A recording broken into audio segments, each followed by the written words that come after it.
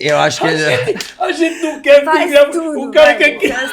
Ó, vamos... Olha, a gente precisa Esse filme é encerrar. foda, bicho. Não, vamos encerrar.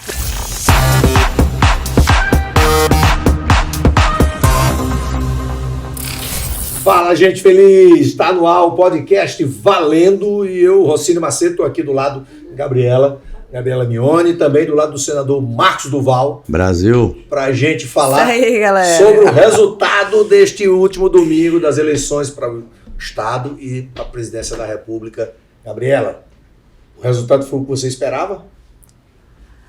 Não perdi meus votos. É isso que eu tenho a dizer. Eu perdi meus votos. Você perdeu seus votos? Eu perdi só o voto para presidente, mas o do Estado... Pro governador também. Mas para presidente eu perdi. E todo mundo perguntava, né? Como é que tá lá no Congresso? Tem alguma informação extra? Eu falei, não, tá todo mundo na dúvida. Foi acirrado, né? A gente não pode... Eu tô aqui, tô satisfeita com o resultado. Eu não. Mas vamos dialogar aqui, porque é o que a gente vai fazer aqui. Aquele cara educado que corta a mulher. Não, mas pode falar. Hein? Não, tô satisfeita com o resultado, mas a gente não pode negar que foi uma disputa muito acirrada, né? Então a gente viu aí o retrato do Brasil mesmo. E agora, daqui pra frente? Como é que fica? Como é que Lula governa? O que a gente tá esperando? Ir pra farmácia ver uma medicação tranquilizante... Eu não sei. Tem que ser distribuída gratuitamente, então, porque tá todo mundo aflorado. Olha, eu tenho as pautas que me levam a acreditar, ter certeza que eu sou de direita, né? Contra aborto, contra a liberação das drogas e por aí vai. E a favor do armamento, exatamente, que é uma coisa que na campanha ele falava muito. Compra mais livro e menos arma e tal, mas alguém inventou isso, não faz sentido nenhum uma coisa com a outra, né? Então, isso é um problema, porque não existe, e é uma utopia achar que um dia, foi o que eu falei com o ministro Alexandre de Moraes e o Fachin, quando eles decretaram 48 horas antes das eleições, estarem todo mundo desarmado, que estava proibido. Até o policial de folga não podia estar armado. E aí eu fui lá conversar com eles. Olha, eu tenho um porte de arma, e para ter o porte de arma, você precisa fazer uma efetiva necessidade. Chegar para a Polícia Federal, para o delegado, e explicar como é que é a sua vida e o risco que você corre. Então ele avalia, realmente, você tem risco de vida. Então você tem que estar armado, né? Bom, então eu tenho meu porte há muitos anos. Quando ele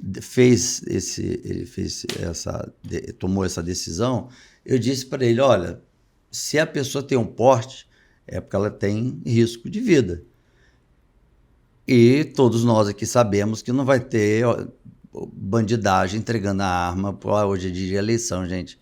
Vamos deixar as armas aí guardadas, aí que tem que obedecer os ministros. Ou seja, então eles vão saber que o cidadão que segue a lei, eu não gosto de falar cidadão do bem, mas o cidadão que segue a lei, ele vai seguir a lei, vai deixar a arma dele em casa e vai votar. A bandidagem vai lamber os beiços, vamos dizer assim. E tanto é que aqui no Espírito Santo teve uma chacina, eu acho, foi no interior, no primeiro turno. Primeiro turno? Foi, esqueci qual município. Umas 4, 5 pessoas foram mortas e tal. E eu disse que isso ia acontecer. Mas aí ele voltou atrás e liberou quem tem porte, poderia estar utilizando a arma. Aí eu falei, menos pior. Porque se não tem um porte, ele não pode nem sair com a arma também. Então, ficou uma coisa meio que elas por elas. Mas como o presidente, difícil até de falar o nome. Atual presidente Luiz Inácio Lula Companheiro, da Silva. você vai aprender muito a falar o meu nome, porque agora, Cara, a partir de janeiro, eu vou estar todo dia no Congresso, conversando com vocês, pra gente se juntar e fazer um país melhor, fazer um Brasil melhor. A partir de agora, nós vamos estar juntos. Bom, deixa eu terminar. Porque eu tenho diálogo, é diferente daquele outro companheiro que tá aí, que não conversa com as pessoas. Falou nada até agora, inclusive, né? Eu tô esperando, de repente Aquiles se pronuncia. Quem sabe? É verdade. Olha, tá ok, tô fazendo amor com Michele, tá ok? Olha, eu trabalhei bastante esses 3 anos como senador, nunca tinha sido nada de política, né? Inclusive foi eleito o melhor parlamentar por 3 anos. Você acha que agora, num governo do Lula, você vai conseguir manter essa qualidade? E sabe no seu uma mandato? coisa que me incomodava? Era quando a imprensa me chamava de bolsonarista. Eu disse, não sou bolsonarista. No meu sobrenome não tem Bolsonaro. Porque eu nunca quis ser associado à pessoa do Bolsonaro. Mas eu fui sempre um aliado e dizia, eu sou aliado, mas não alienado. E já falei isso com ele várias vezes, com os filhos dele e tal. Não, tanto é que você declarou o seu voto a Bolsonaro e declarou o seu voto ao governador Renato Casagrande, né? Que é de esquerda aqui do estado, e isso causou até uma polêmica. Então, mas aí, sabe o que é incoerente? A sociedade pede para que a gente faça uma nova política. Eu entrei porque eles queriam que entrassem pessoas novas, que nunca foram políticos. Então pelo menos, eu busco fazer um mandato totalmente diferente. Tanto é que no meu gabinete tem gente de centro, tem gente de direita, gente de esquerda. Gente de esquerda. Lá em Brasília a mesma coisa. Não, meu lado, eu tô meu braço esquerdo aqui. E isso tem contribuído muito, assim, abre os horizontes. Você não pode... Eu gosto do contraditório. Contraditório na conversa, Sim, uma fala muito importante do governador Renato Casagrande é de dizer no programa eleitoral dele: eu vou governar com quem quer que seja o presidente. Se for o presidente Lula, eu vou governar com o presidente Lula. Se for o presidente Bolsonaro, eu vou governar. Já governei 4 anos com o presidente Bolsonaro e vou continuar governando com o presidente Bolsonaro. Eu acho que isso é a política. E imagino que é isso que você pensa. Você deve pensar da mesma forma. Você vai legislar por mais 4 anos com o presidente Lula. Então, você, o que é que você pensa, né? Você vai defender as suas pautas, as pautas que você acredita, que você já acabou de falar, mas você vai procurar trazer recursos para o Estado e isso você não vai abrir mão. Não, né? Então, isso daí é interessante porque quando eu entrei, eu questionei essa questão de trazer recursos para o Estado. Eu falei, eu sou do Legislativo, não sou do Executivo. Não cabe a mim, né, ficar trazendo dinheiro para o Estado. Era algo que eu não entendia. Para mim, realmente era venda de voto. Né? Você vota favorável, que aí você ganha lá um dinheiro e tal, para mandar para o teu Estado. Não é dinheiro para mim, para o meu bolso, não. Mas quando eu comecei a ver que a lei até prevê isso, né? Você receber sua emenda pessoal, que são 15 milhões, você como pessoa não, né? A posição de senador. E você faz a indicação para os municípios que estão precisando de obra, de mais postos de saúde ou a reforma de uma ponte. Porque entende que você, como representante do Estado, conhece o seu Estado, melhor do né? que eles lá em Brasília. Tem como representar e saber onde alocar recursos que vão, de fato, fazer diferença, né? E eu fui até o ministro Onyx Lorenzoni, na época, questionar isso. Falei, eu fui eleito para o Legislativo, não tem que ter esse... Eu tinha uma ideia... Como a grande maioria do brasileiro, era algo para vender e comprar voto. Foi passando o tempo, eu fui percebendo que 99 dos prefeitos e vereadores que me procuravam pedindo recurso para terminar uma obra, ou um posto de saúde, ou uma ponte que está dificultando o escoamento de produção deles e tal. E aí eu falei, bom, então vamos embora correr atrás para atender o Estado. E consegui bastante recurso, né? Tanto é que uma senadora daqui uma vez me ligou me questionando por que eu estava conseguindo tanto recurso e não estava botando ela ali como uma das que também, junto comigo, tinha conseguido esse recurso. Eu falei, porque você não fez nada, não vou dizer o que você fez, vou mentir. Bom, então eu vi que realmente era a maioria. E aí eu fui, assim, aí eu falei para todo mundo aqui do gabinete, nós vamos fazer diferente. Não quero saber, até hoje eu não sei qual foi o município que mais votou em mim. Não tenho nem ideia. Em nome da minha filha, não tenho ideia. E não quero ter. E aí comecei a mandar recursos de forma igualitária para todos os outros 78 municípios. Tinha prefeito que ligava para cá e falou, senador, a gente chegou a fazer campanha contra você, o nosso candidato era outro, e você mandou recurso para a gente aqui e tal. E sempre, desde o primeiro dia, eu falei, eu preciso achar uma forma de me sentir seguro de que esse recurso vai chegar para o objetivo, né?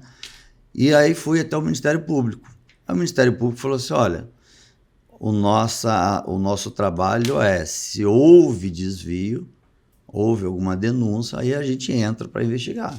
Mas para fiscalizar, aí eu conversei com a doutora Luciana e ela falou, bom, vamos fazer um... Doutora Luciana do Ministério Público Estadual, aqui. Daqui do estado. Vamos fazer uma experiência, vamos ver. E aí eu comecei, então, a pedir todo o recurso que vinha para o gabinete, eu direcionava para o projeto, qual município, qual prefeito, qual valor e tal, tudo assim, no mínimo os detalhes. E eles começaram a achar que estava funcionando, porque eles começaram a ligar para os prefeitos, ó, o recurso do senador chegou, estão usando, cadê? E ficam ainda até hoje. Não, é importante dizer que tem o acompanhamento do Ministério Público, mas a equipe do senador é muito elogiada. Eu circulo por aí, né? Não estou morando em Vitória atualmente e tudo. E ouço elogios à equipe, que a própria equipe acompanha.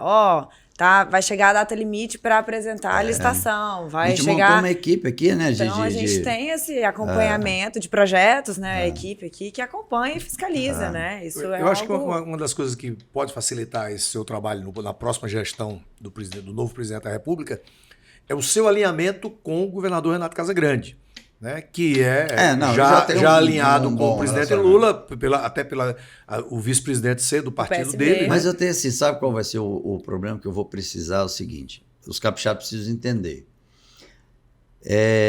Eu só estou num partido porque eu preciso ter um time para jogar o jogo, para entrar em campo.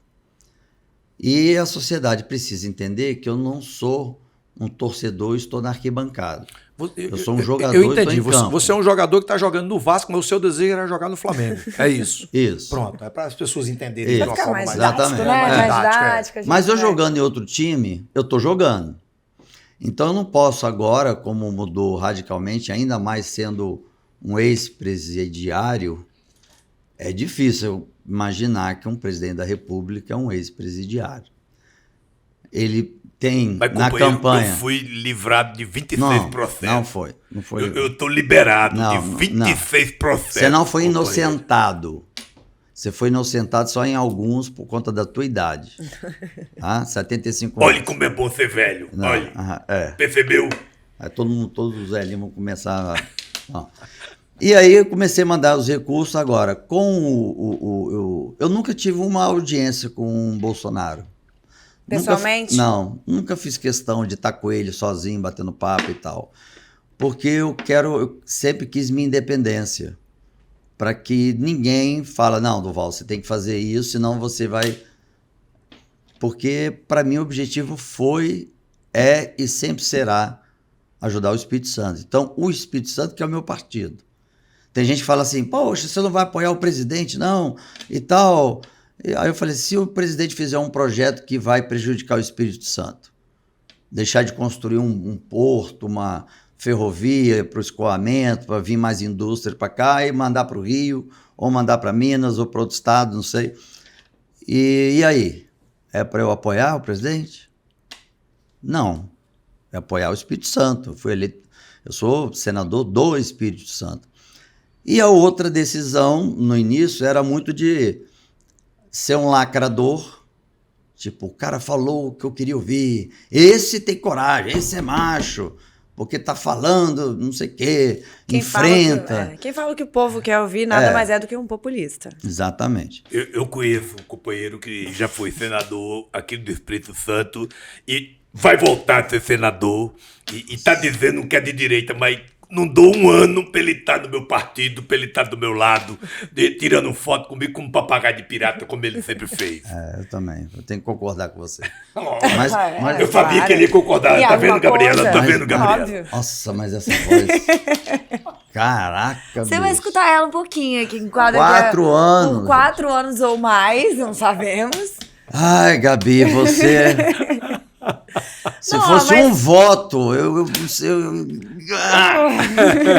mas deixa eu completar. Então, assim, eu trabalhei muito em cima disso, com muita transparência. O Ministério Público foi sensacional. Muita gente desconfiava, né? Pronto, estava ali documentado no Ministério Público. Fui relator da LDO, que é a Lei das Diretrizes Orçamentárias. É o projeto mais importante do Congresso. É o senador que define o que o presidente pode e onde ele pode gastar o orçamento do país no ano seguinte. Então eu fui relator, eu que relatei para onde vai, para quem, tal. Deu 1.300 páginas e um trabalho assim inacreditavelmente sugador. Dormia 2 horas por noite e tudo mais. Um trabalho E importantíssimo, muita responsabilidade. Né? Muita responsabilidade. Porque os ministros marcavam a agenda comigo para poder ir lá, falar, olha, eu preciso disso por conta disso. Recebia todos os ministros e tal. Bom, então, na campanha eu já sabia que independente do presidente, ano que vem ele vai ter que seguir o que foi definido no meu relatório. E foi votado pelo Congresso. Sim. Deputados e senadores. Então, como foi votado favoravelmente, fechou, pronto. Esse é o LDO de 2023. Então, seja Lula ou seja Bolsonaro, eles vão ter que seguir o que está nessa LDO. Isso me tranquiliza um pouco, porque pelo menos eu tirei um ano aí da possibilidade do Lula ser o Lula, que no comício estava se mostrando muito vingativo, né? Muito, vou perseguir, vou desfazer, falando muito da questão da arma e tal. Então, assim, tem questões que são técnicas. Exemplo, a arma ela entra no viés técnico, ideológico e político.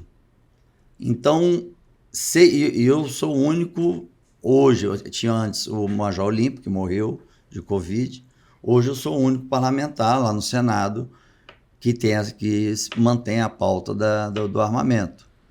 São pontos divergentes que você já apresenta, né, com o presidente eleito.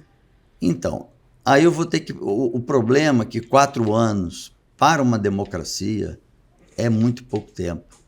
As pessoas acham que é um tempo enorme, mas não é. E as pessoas cobram, como está todo mundo na rede social, que tudo é muito rápido, né? Vídeo, você vê 1 minuto, chega. Antigamente você assistia horas de vídeo. Mas as pessoas falam, poxa, está demorando, não sei, não estou te vendo. Bom, em me ver no Estado é ruim, porque eu não estou lá em Brasília fazendo as minhas articulações para conseguir recursos para o Estado. Eu até falo, é melhor vocês não estarem me vendo mesmo, porque o meu local de trabalho é Brasília. Então aqui é para atender, para evitar que o vereador, o prefeito vá até Brasília, né? A gente então tem o nosso gabinete aqui com a equipe de projeto, que tem prefeito que não tem condições de fazer projetos que o Ministério exige para receber dinheiro. Bom, então sempre segui nesse sentido de muita transparência, trazendo muito recurso para o Estado. Então, assim, fiz um projeto junto com os Emirados Árabes. Então, eles já vão começar a investir aqui no Estado alguns bilhões. Eles vieram, tem uma semana, e disseram, semana antes das eleições, e disseram que, olha, é do Espírito Santo, é do senador Marcos Duval, a sua empresa está lá, então eu vou investir tanto. Então, era coisa de bilhão. Bom, então eu vou continuar com isso, porque gerar emprego é gerar... Eu acho que não tem projeto social melhor do que geração de emprego, né?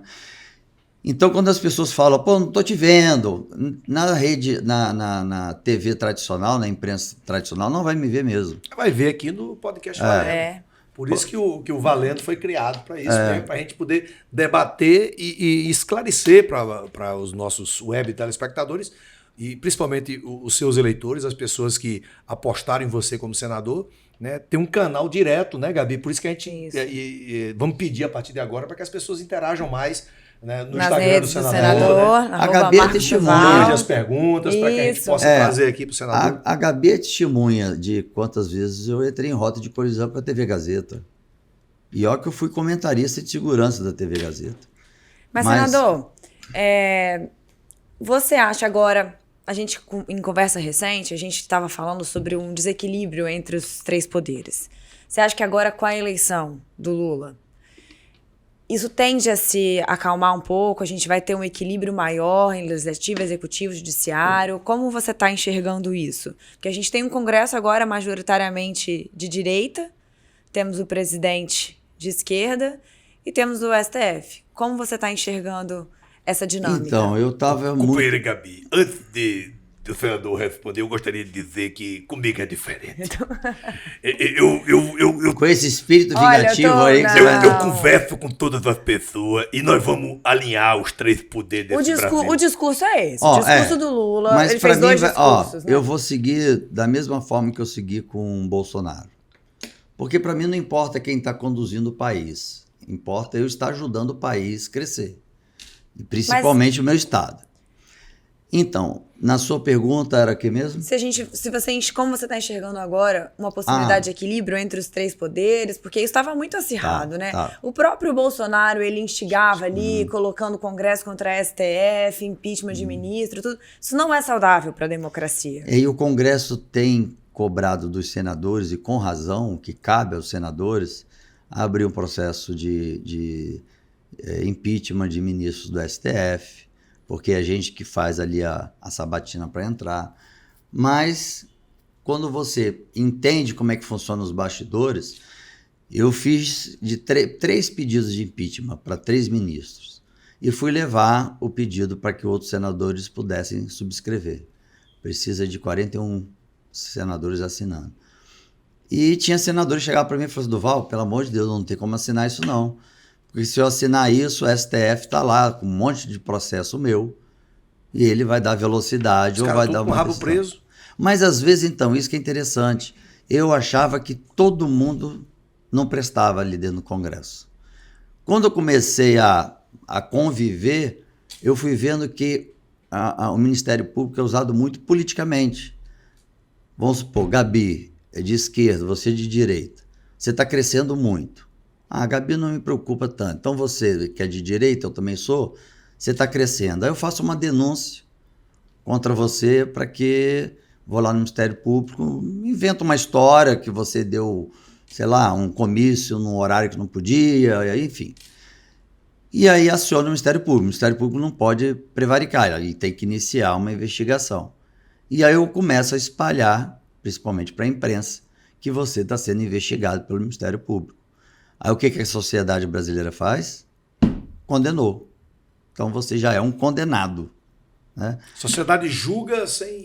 Parte da sociedade faz isso, até também muito incentivado talvez pela imprensa, que veicula essas notícias. Porque isso dá notícia. Ou então então, o próprio brasileiro, né, que critica é ele que consome. Eu falo, para de querer consumir esse tipo de notícia, que vai parar de fazer esse tipo de coisa.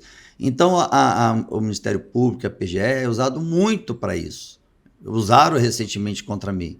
Então, você vê pessoas corretíssimas respondendo só porque estava se destacando politicamente.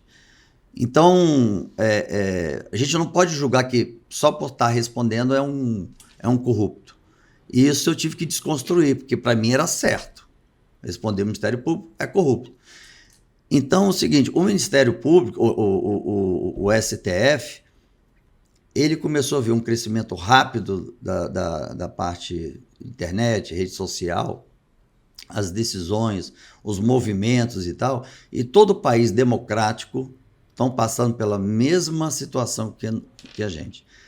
A era digital está praticamente desconstruindo a democracia. A noção do tempo, né? Ficou muito, é tudo muito Por isso rápido. muito rápido. Por isso que é Exige necessário uma reforma respostas política rápidas. urgente. Não, Né? isso do foi explicação do André, do ministro, que quando começou, porque tem uma lei dizendo o seguinte, se a ameaça acontece na estrutura do STF, está lá na lei, de que eles podem investigar, que eles podem levantar, fazer todo o processo, eles mesmos sozinhos. Investigar, acusar, fazer o papel da polícia, do Ministério Público e da Justiça. Como começou, na época foi feita a Constituição, não tinha a questão digital. Sim. Então, como eles começaram a ser atacados virtualmente, eles então entenderam que, como está chegando até lá, dentro da estrutura deles, computadores, né, eles entenderam que também eles poderiam fazer o mesmo procedimento. Então, por isso que estão nessa campanha de todo mundo chamando de censura, né? E eu acho que há uma como é que se diz, antes das pessoas levantarem as questões se são verídicas ou não, elas já saem compartilhando. E é a mesma pessoa, exemplo, Gabi, ela vem falando o tempo inteiro, porque a imprensa é marrom, que a imprensa é isso, que a imprensa é aquilo, que a imprensa não sei o que lá mais e tal. Mas quando a imprensa está falando mal de você, e vocês são concorrentes... É essa pessoa que dá audiência. É a primeira a pegar o link dessa e compartilhar. Então, parte da sociedade, desculpa a expressão, é hipócrita. Tinha que fazer o seguinte, dessa imprensa ver essa notícia, é um concorrente meu político, eu não vou compartilhar isso não, essa imprensa não... Mas não, vamos espalhar. Então, assim, a gente precisa ter coerência. Mas existe também muito desconhecimento. Às vezes as pessoas que não têm tanta instrução, idosos também são pessoas que são muito afetadas por fake news, por desinformação e tudo, porque a pessoa não tem esse senso, talvez, assim, de analisar, né? Está coincidindo exatamente no momento que está todo mundo querendo conhecer e saber sobre política, no momento que as redes sociais estão espalhando notícias falsas, notícias que não são completamente verdadeiras, parcialmente verdadeiras e outra não. Então, juntou num momento ruim. Porque se tivessem a sociedade brasileira já há alguns anos vindo num processo de conhecer como é que funciona a política e tal, quando nós chegássemos hoje em dia, no caso, eles iam entender, não, isso aqui não é verdade, porque isso aqui já sei que não é e tal. Mas hoje não, casou de... a informação ser rápida e todo mundo deveríamos aproveitar esse momento de interesse da população brasileira com a política para discutir, de fato, política. Porque a gente não discutiu política na eleição. Não. A gente, um lado foi batendo um acusando o outro. Uns defendendo de uma fake news, outros defendendo de outra fake news. Na minha campanha eu não falei mal de ninguém. Você é ladrão, tá ok? Você é genocida, tá ok? Ficava essa confusão, né? Um negócio mentiroso, mas sabe o que é? Mas sabe o que é impressionante? Se não for dessa maneira, ninguém assiste. O brasileiro é o mesmo que critica, é o mesmo que consome. Então, ao mesmo tempo, ele fala, porque lá só tem político que não presta. Mas quem que botou os políticos lá? A sociedade brasileira. Eles que botaram o voto lá. Então, eles não se corresponsabilizam. Eles acham que a gente vem de Marte. Então, quando a pessoa questiona, uma coisa é questionar, senador, eu acho que você podia ter dado um voto tal. Tem gente que aconselha, tem um projeto tramitando, se você puder votar dessa forma, porque a nossa categoria vai sofrer isso, aquilo. A gente recebe no gabinete, bate papo. A gente tem um crescimento fantástico. Mas quando começa um movimento de ataque, desculpe interromper, principalmente quando fala assim, não tem mais meu voto. Aí você entra, a pessoa mora em São Paulo, nem vota aqui. As que votam aqui, quando falam isso, perdeu meu voto. Nem sabe se eu vou me reeleger, porque eu tirei esse período de 8 anos, que é o mandato de senador, para contribuir com o meu país. Porque a minha intenção é finalizar e voltar para o meu trabalho anterior. Então, quando a pessoa fala isso, eu falo assim, mas quem disse que eu pretendo fazer reeleição? Pode ser que sim, pode ser que não sei. Mas aí a pessoa vem e acha que isso possa ser uma ferramenta de chantagem. E devia ser antigamente. Tipo assim, eu não voto em você. Eu acho que o político surtava, né? E não, para mim não faz diferença. Eu até digo, não me importa se você vai votar ou não. Eu também não sei se eu vou trabalhar para uma reeleição ou não. Mas o interessante é que a Gabriela ela tá falando aqui, e isso é uma coisa muito necessária, que as redes sociais, principalmente as suas redes sociais, que são muito grandes, né, abre esse espaço para que tenha essa comunicação, né, Gabriela? Sim. Com o eleitor, com as pessoas que... Mas eu gosto do debate. Eu acho que o debate é isso mesmo, abrir caixinhas de fazer, perguntas lá, né, e sugestões para que o eleitor possa falar, para que os seus seguidores possam sugerir algumas pautas, até porque agora você vai entrar em algumas rotas de colisão que você não imaginava que ia entrar, né? Não. Por exemplo, com o presidente Lula lá agora, você tem coisas que você diverge e que você vai ter que combater no Não, o que é pior, eu como integrante da SECAI é um setor que fiscaliza as instituições de inteligência. Então tem fatos ali que são fatos reais de cometimento de crime Do presidente. Então não é o achismo ou ouvir dizer, eu vi. Peguei o documento, li, uma série de... Então, não é assim, eu acho que ele é. Eu ouvi dizer que ele é. Não, ele cometeu alguns crimes. Então, ter ele na presidência... Então, eu vou chegar para minha filha e dizer, filha, tá liberado, pode fazer o que você quiser. Não, companheiro, isso é tudo fake news, é fake news. Não, assim... Fica quieto, cara.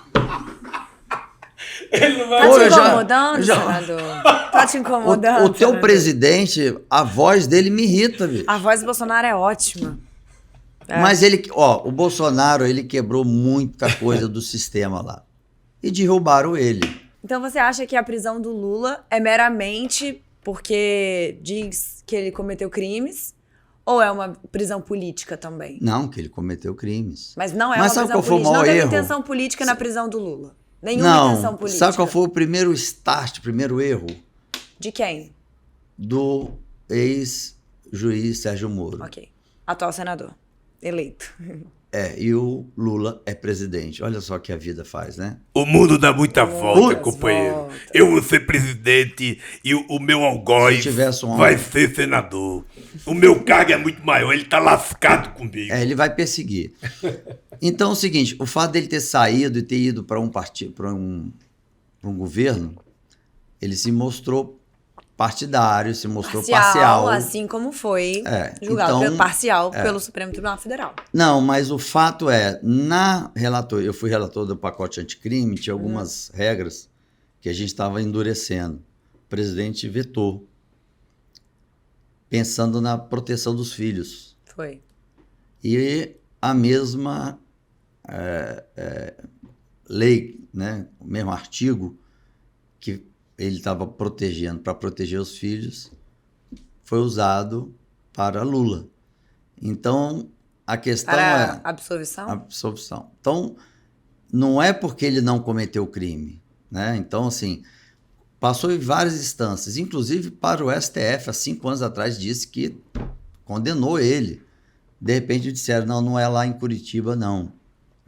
Tem que ser em outro local. Mas não inocentaram, só disseram que ele estava sendo julgado num local que não era para ser julgado.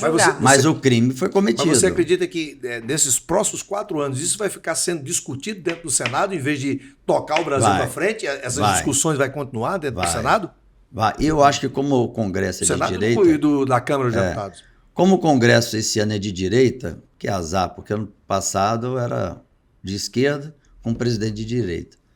Agora vai ser um congresso de direita com presidente de esquerda. Não avalio como um azar, não. Eu avalio como um equilíbrio. Talvez a gente possa... Divergências de opinião para poder equilibrar o negócio. Mas eu acho que... Eu não tenho muita esperança com o congresso tanto de direita, mas a gente... Eu concordo, mas isso dá mais... não é mais rápido. É mais difícil. Vai ser mais demorado. Sim. Esse equilíbrio. Mais, por isso que a democracia... ela é o melhor regime, mas ela é a mais difícil. Que eu confesso que tem hora que eu tinha a ideia de chegar, eu apresentava um projeto, tá aqui, Gabi, projeto tá pronto, assina, e o presidente depois... Não. Aí vai para um relator que é a oposição. Aí ele vai e começa a mudar tudo. Aí vai para uma comissão, depois vai para o plenário, depois vai para não sei o quê. Então, até o projeto ficar pronto, demora alguns anos. Então, por pronto isso... para votação e ainda tem que se pautar para entrar na pauta de votação, né, do dia, enfim. Então, você, vivendo lá dentro, você percebe que 4 anos é muito rápido. Então, eu sou até favorável a 6 anos. Pode ser até de um mandato único. E você acha que mesmo assim, sabendo disso, Lula já foi presidente, ele vai perder tempo discutindo isso? O Lula não vai... O Lula está numa outra... Eu acho que o período que ele ficou preso, porque, assim, a penalidade maior antes da morte é A cadeia? cerceamento da sua liberdade. Pior do que isso é só a morte. Então, ele vivenciou 3 anos, né, que ele ficou preso. Então, não dá para sair dali sendo a mesma pessoa. 1 ano e 7 meses. 1 ano e 7 meses só? Tá bom, nem que fosse um dia.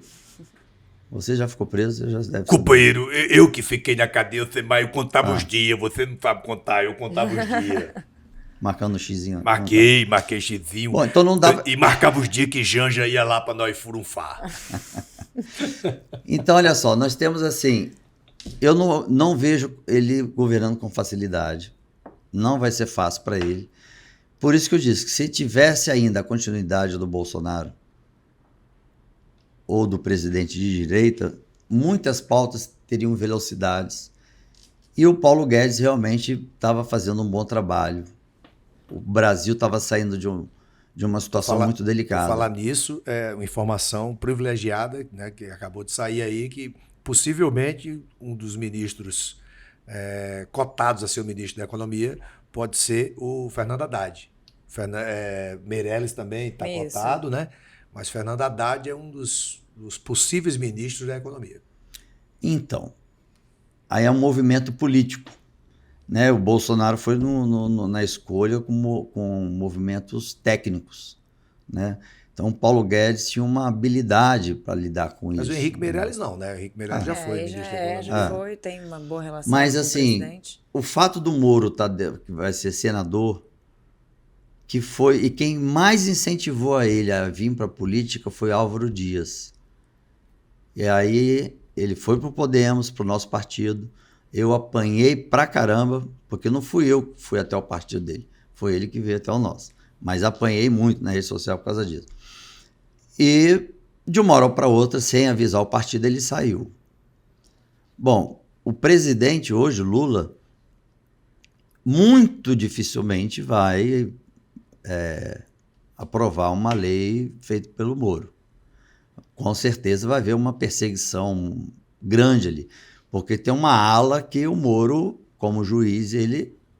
né? Então essa ala eu acredito que vai tentar de tudo para apagar o Moro, né? Então ele não vai ter essa facilidade de estar ali dentro do Congresso. A gente fica muito feliz. Vamos esperar as cenas dos próximos capítulos, né, Gabi? Isso. Porque a política sempre é assim, é uma novela que não termina nunca, né? Não tem fim. É uma novela que só tem o começo, o meio e continua no meio, e o meio... vai continuar é um até negócio o que eu vou fim ter que da agora nossa vida. reconstruir essa relação. Não com o presidente, porque eu também, como presidente Bolsonaro, eu nunca tive sozinho com ele em audiência. Mas nunca com tive. o governo Com os federal, ministros com os e tal. ministros, né? Mas porque também, coincidentemente, as pautas do presidente coincidiam com o que eu acreditava e com o que os eleitores que me colocaram lá acreditavam. Então, os meus eleitores, e mais o que eu acredito, vai para o viés da direita. Então, eu não sou favorável ao aborto, não sou favorável à liberação da droga, sou favorável ao posse e porte de armas. Então, vão ser pautas que eu vou entrar em rota de colisão com o presidente. Eu acho Será que eu vou virar uma oposição e atrapalhar o Espírito Santo? Então, isso vai ser, assim, difícil. Eu vou ter que... Eu acho que mais do que nunca agora, a direita precisa se reorganizar e ver como ela vai atuar, né? Sendo maioria no Congresso, se organizar politicamente, numa próxima eleição, escolher melhor um representante, né, de direita, porque Bolsonaro foi eleito numa onda fora PT, mas ele não era o melhor para representar os Não, mas ele ideais era necessário, de direita. não era o melhor, mas era o necessário para romper. Bolsonaro Mas pela poderia notícia ser que ele uma pessoa mais dando, equilibrada para não, representar ele foi importante para quebrar sistemas, o sistema. modus operandi. Ele foi assim, ele pagou o preço muito caro para quebrar esse sistema. E o sistema derrubou ele. Ainda veio uma pandemia no colo dele também.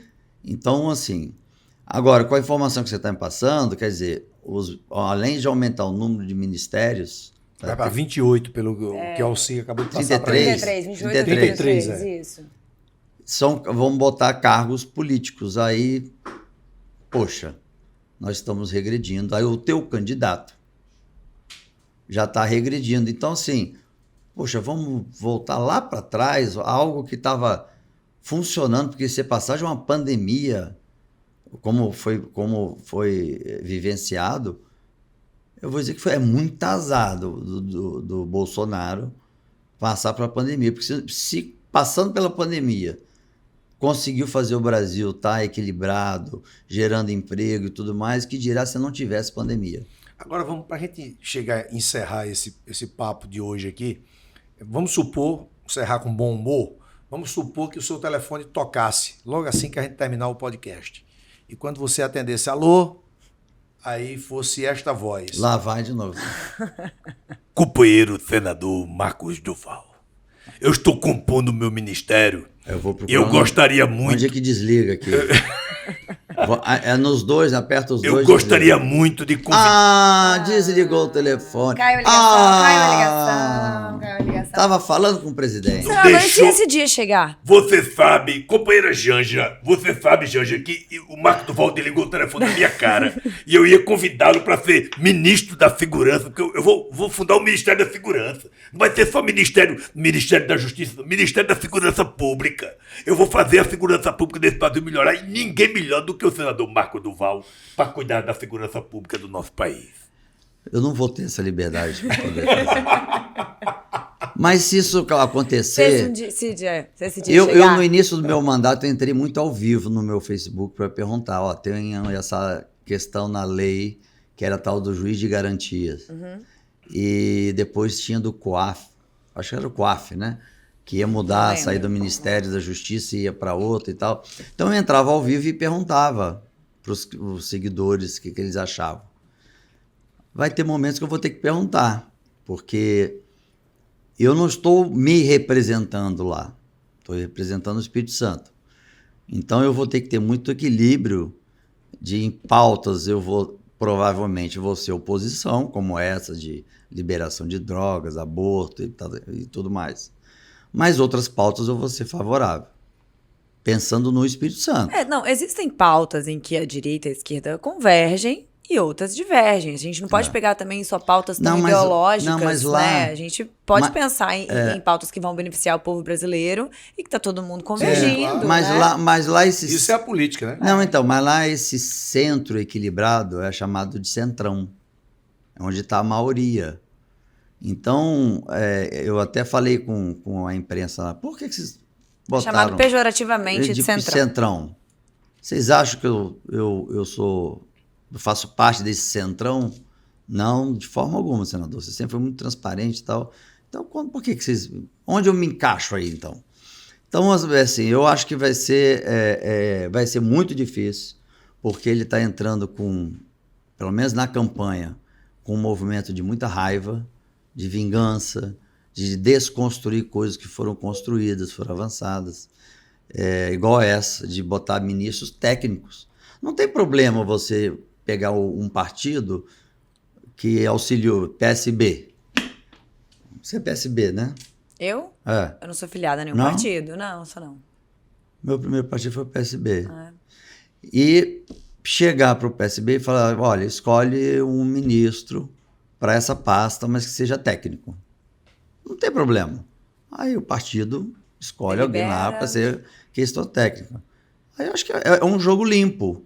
Mas colocar por conta da figura, que não conseguiu ser eleito não sei aonde, então vão me encaixar aqui para ver, aí não dá. Aí vai ser movimentos puramente políticos. Se eu chegasse no Senado e quando eu comecei a receber esses orçamentos dos ministérios e direcionava. Se eu quisesse só mandar para os municípios que votaram em mim, eu estaria fazendo a política, a velha política. Eu entrei para fazer uma nova política. Então, e também você entrar já querendo ser reeleito ou pensando em outro projeto, o pessoal falou, você vai ser candidato a governador agora? Eu falei assim, não, vocês me elegeram para senador, são 8 anos. Por que eu vou sair agora no meio? Tenho que cumprir a missão que vocês me deram. Então, se eu também começar a pensar numa reeleição, não sei o quê, eu começo a tomar decisões, igual eu falo, é igual você entrar no supermercado com fome. Você compra coisas que você não compraria se você não tivesse com fome. Então, se você entra para assumir uma pasta já pensando em ser no que lá ou sei lá o quê, as suas decisões vão ser todas voltadas para esse caminho e não para a sociedade. Lula tem dito que não vai ser candidato à reeleição, então vamos esperar para ver como ele vai levar à frente, né? Se vai levar essa promessa mesmo. Não, eu não serei candidato. Não existiu ninguém. Já falei. Eu tenho esperanças de que eu aposto com você que isso não vai acontecer. Companheiro, já falei que eu não serei candidato novamente. Eu só quero cumprir os meus 4 anos e viver a minha vida com Janja viajando. Comendo picanha e tomando cervejinha, né? Mas isso o brasileiro vai comer picanha. Eu aposto com você, vamos apostar. Apostar? Tá bom. Vamos apostar. no ar, vamos apostar. Não vai dar porque, primeiro, ele vai quebrar o Congresso de direita, não vai ter facilidade. Ele vai ver que 4 anos, ele já viu, né? É pouco tempo para que seja aprovado. E ele vai para a reeleição. Cenas dos próximos capítulos. Companheiro, você já ouviu falar do canto da sereia? Foi eu que inventei, então deixe nós conversar que a gente vai... É isso aí. Companheiro senador, inclusive esse dedo que o senhor aí acho que deu um problema, né? Eu fiquei até preocupado porque eu já passei da idade de fazer exame da próstata e aí eu digo assim, será que esse homem é médico? Ainda bem que você não é médico, né? Não. Então tá tudo certo. E aí eu gostaria muito de dizer que nós vamos mudar esse país e com a ajuda dos senadores e dos deputados que querem melhorar o Brasil. E nós vamos conversar. Senador, pode ter certeza que eu vou te ligar outras vezes e você vai me atender. Não desligue meu celular na minha cara. O que eu dou a palavra é brigar pelo Espírito Santo. É isso aí. Pronto. É isso aí. Independente de partido, independente de quem está conduzindo o país, não quero nem saber. Mas o Espírito Santo eu vou defender até o último segundo que eu estiver lá dentro. É isso aí, é isso que a gente espera. Vamos encerrar. Eu tô tentando encerrar. Tem um geminiano aqui na minha frente que não para de falar. Você é que signo? Eu sou Áries. Você é ariano. Você? Sou canceriana. Aqui tem um... que é isso? Ariano aqui, geminiano. Tô com os piores signos. Vamos encerrar. Não, vamos encerrar. Agradecendo aí a todo mundo que assistiu a gente até agora. E, por gentileza, se inscreve no canal, deixa o seu like, ativa o sininho, que é muito importante para você ter informações aqui do gabinete do senador Marcos Duval, do senador no Congresso e de outros papos com outras pessoas super interessantes que a gente está batendo aí para bater papo com essa galera. Trazendo os bastidores do Congresso. E também interage no Instagram do senador. Isso aí, @Marcos Duval. A gente vai criar lá uma caixinha de perguntas, um destaque para a gente... abrir espaço, né, para quem tá ouvindo aqui a gente poder sugerir pautas, fazer perguntas, enfim, né? Ótimo. Manter esse diálogo aberto como a gente faz aqui. Com respeito e educação. Sempre. Muito bem. Muito obrigado, companheiros, e até uma próxima.